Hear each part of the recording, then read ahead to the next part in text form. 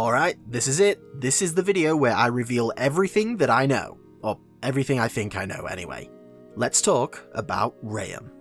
Now, previously I've referred to Raem as a god of light, but that might not necessarily be true. See, that's an association we have for her back from when we thought that she could be the god of light, because of the way people describe her. You get blessed by her holy light and stuff, right? But now we know that god of light is called Enether, and we know that Raem isn't even originally from Lyrian, so there's no reason that wherever she is from would be subject to the same power system of different beings having control over particular elements of the world, like light and earth and storm and so on. She might have been the only god in her original world. I mean, it could be the same. Maybe there was a bunch of different gods where Raem was from and she killed them all or whatever, took over the world, and then was like, you know what, I'm gonna go and take over a bunch of other worlds as well now.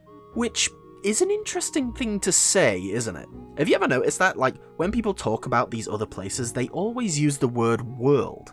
They don't call them different dimensions or realms or realities or universes, it's worlds. And there's something else. These gates in Curse Crackers, they don't take you to alternate realities or anything either. They're used for long distance travel. When these characters describe these places as different worlds, I think they mean it literally. Look at Enether's diary entry about Raem saying she's watched cosmic glimmers die out, or the intro sequence for Curse Crackers in the distant reaches of the primordial sky, or the original trailer for Veritas, this shot accompanied by the line "shrouded in the dark." When these characters say worlds, they mean planets. Raem isn't some invader from a parallel universe, she's a space alien. Okay, but why does that matter? Well, first of all, it's cool, and in a time where popular media is saturated with parallel universe plot threads, it's just kinda nice to have something that doesn't fall back on that. Sure, functionally for this story it's basically the same. Another planet somewhere out there in space isn't all that different from another version of the same planet somewhere out there in, meta space or whatever. But there's a distinction in the way it feels, right? Plus it just makes more sense this way. Right now we can gather that Raem is simply travelling from planet to planet and taking over them. She can do that presumably by just literally moving through space. If they were alternate realities, then how would she be searching for the new worlds with life and gods of their own? And how would she move between them?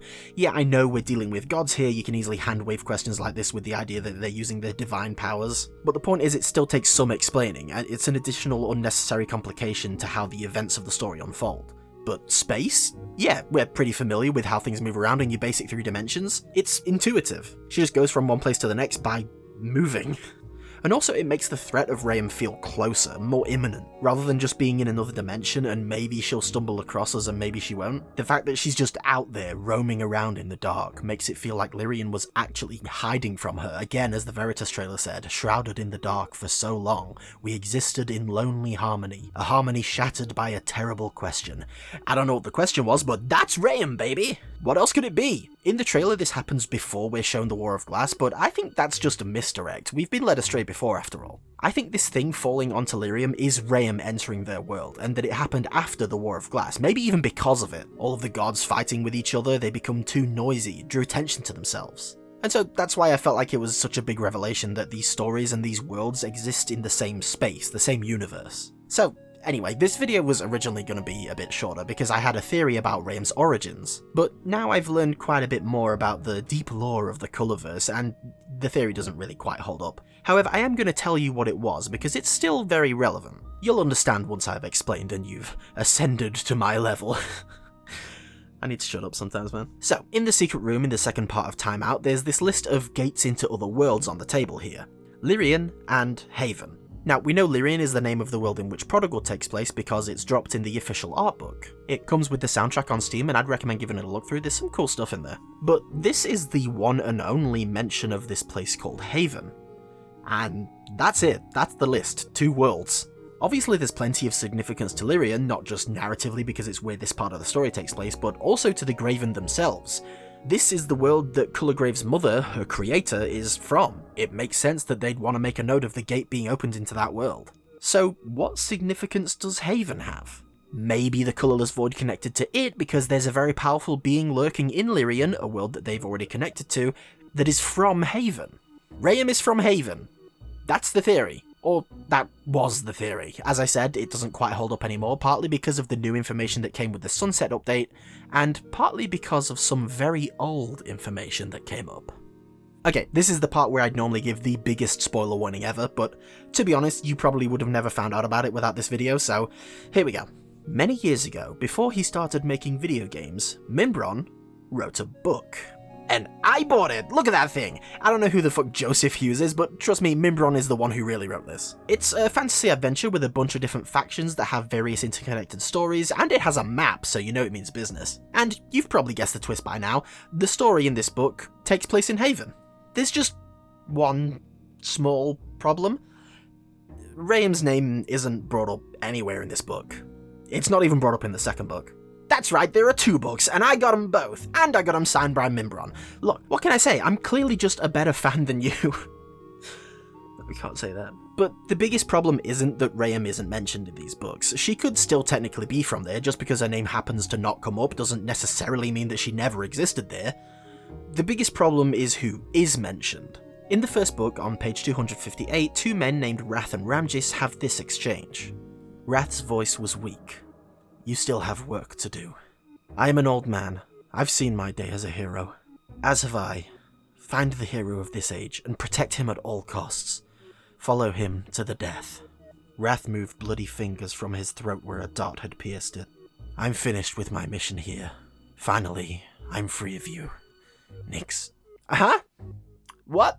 This is never brought up again, by the way. Like, first of all, let's get this cleared up. Obviously, he's about to say Nixian, right? It's obviously Nixian. But how would this guy from Haven know about a god that was born in Lyrian? I'll be honest, before reading these books, I made the foolish assumption that because they were written before Prodigal, that they would take place before Prodigal. But that clearly cannot be the case now, because we know what happened to Nixian.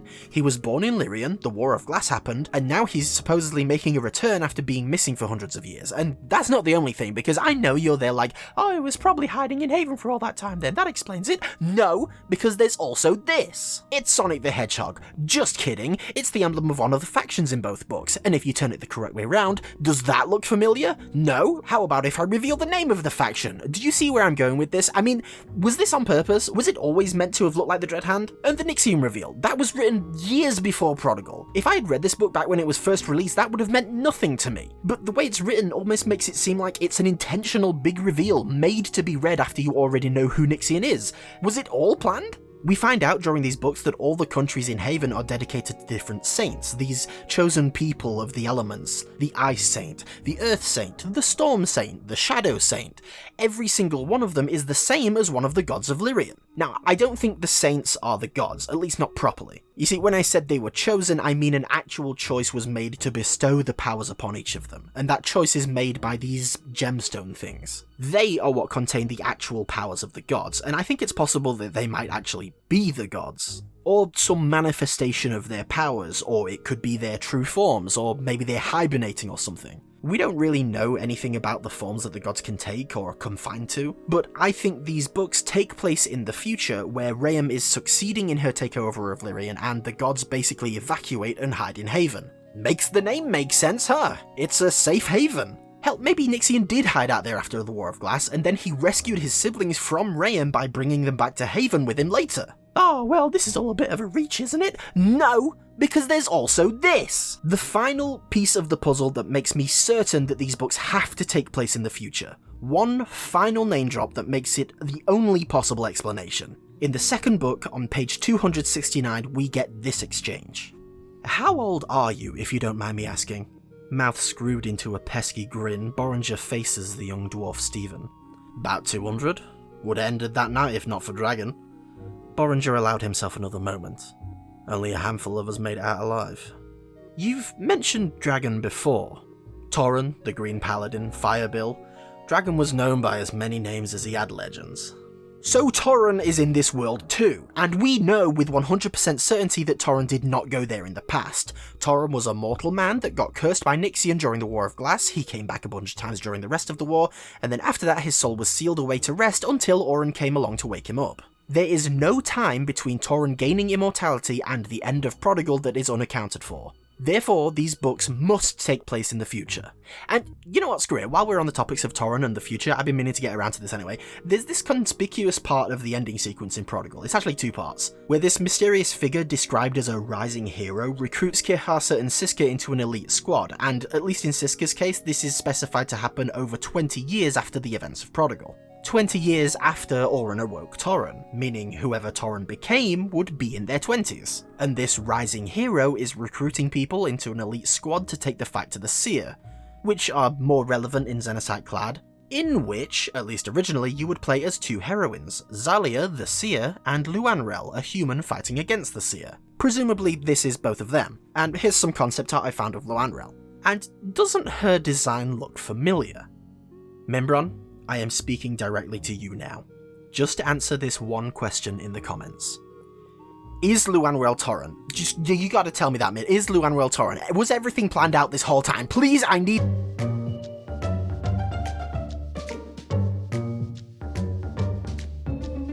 Okay, look, I know this video was supposed to be about Raem, and I may have got a little distracted by just how connected all of these stories are, but...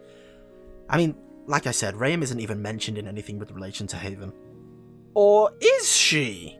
It turns out these books, the Shadow of Rakost series, were originally supposed to be a trilogy. Unfortunately, Book 3, Helion, never got released. However, I was able to find this, a teaser for something called Fugue. This was apparently a microbook set in the same world as the trilogy. We know this because there are a lot of the same characters mentioned and it uses the same narrative framing device. And on page 4... But what of the Paladins you say are coming? I think it's about time we got to running. From what, the Paladins? Why? Who cares about Raem's little drones? As long as it's not her, we'll be fine. So it seems Raem is in this world, or at least some of her followers are. Perhaps she really is from Haven originally, and these Paladins mentioned are the ones left behind to continue to spread her religion. But it does seem a little odd that her name never came up until now, so maybe she's only just arrived in Haven and she's taking it over like she has with so many other worlds. On the other hand, Nixian is only ever mentioned once too, and technically not even his full name, so maybe it's just because she wasn't relevant until now? I mean, how often do multiple deities come up in your day-to-day conversations? It's very hard to say, but if I were to make a bet, it would be to go back on my old theory and say that Raem is not from Haven after all. She's from somewhere else, far across the distant cosmos, and Haven is the world into which the gods of Lyrian, and I guess Torrhen as well, escaped to hide from her. But now she's coming there too. As exciting as all of this is, now would be a good time to say, these books were written a long time ago.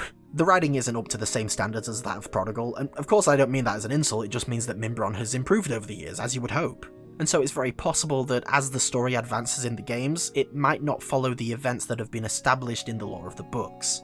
Basically, Min might have changed his mind about some things. Maybe Raem won't win, maybe the gods won't flee to Haven, maybe Luanrel won't be an incarnation of Torrhen. I hope all of that stuff still happens, because it would be cool to have been able to find out all of this information like this, and to have the story spanning such a long period of time and over multiple mediums. But I bring up the possibility of things being changed because I don't want anyone watching this video to take what I'm saying as an absolute fact, and then if things do change, for them to be disappointed or upset about feeling led astray by me or Mimbron.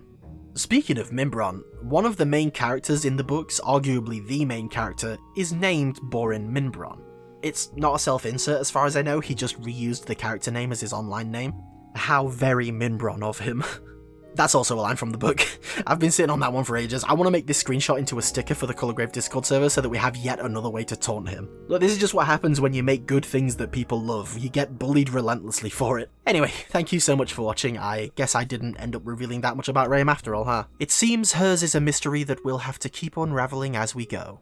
Which is just another way of saying that I get to milk the topic for another video in the future. Bye!